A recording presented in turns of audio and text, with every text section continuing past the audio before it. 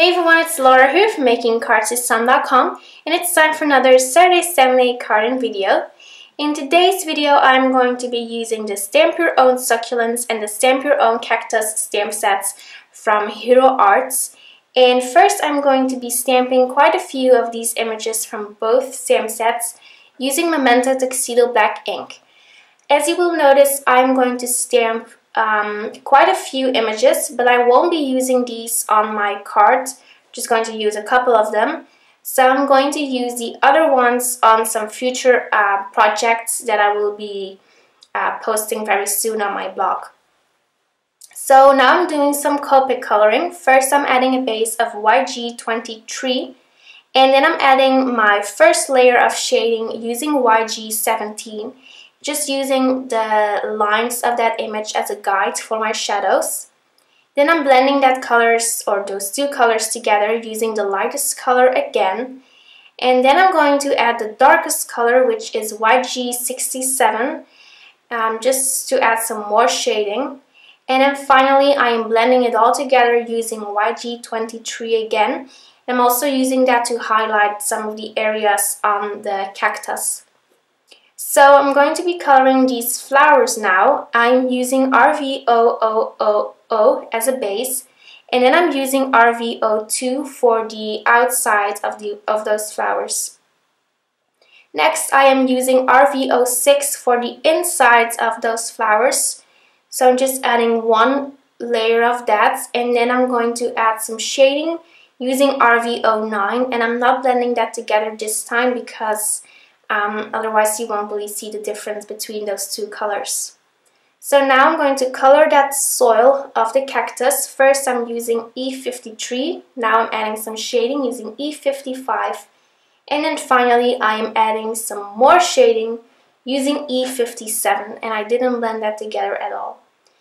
So I am going to be stamping these little rocks inside my planter. I am going to be stamping some hot pink ones using neon pink ink from Hero Arts as well.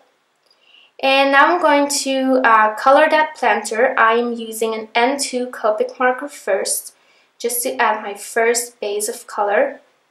And then I am adding my shading using N4, just going around the edges of that planter.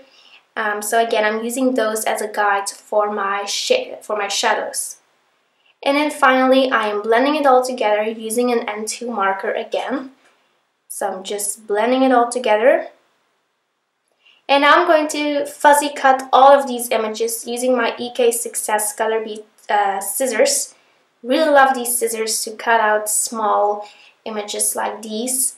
And as I mentioned before, I won't be using all of these images, just a few on this card.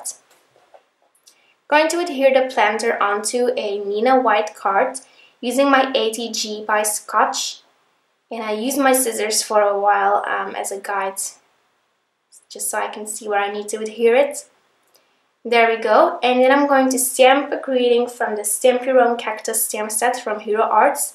Going to use Memento Tuxedo Black ink for that. So just stamping it next to the planter. And then I'm going to adhere the cactus using Tombow Mono Multi-Medium Glue. No, not multi-medium, just Tombow Mono Multi-Glue. Not sure what it's called again. Anyway, so I'm going to adhere those flowers using teeny tiny foam squares that I cut out. And now I'm grabbing some pattern paper from the Serendipity 6x6 paper pad from Dear Lizzie. Going to die cut a frame out of that paper using the Catherine dies from Winnie and Walter. These are, this is a new die cut set from them. So I'm going to use those two die cuts, and these measure 4 inch by 5 inch. So I had to trim down my card a little bit before adhering the frame. So I'm just going to run that, or run those dies through my Big Shot machine.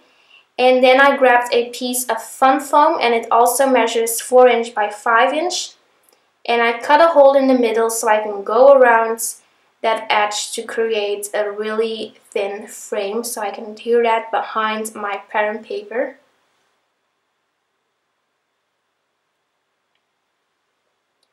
So now I'm adding some adhesive on the back of that frame so I can adhere a piece of acetate. This is some acetate from Lifestyle Crafts, also measures 4 inch by 5 inch.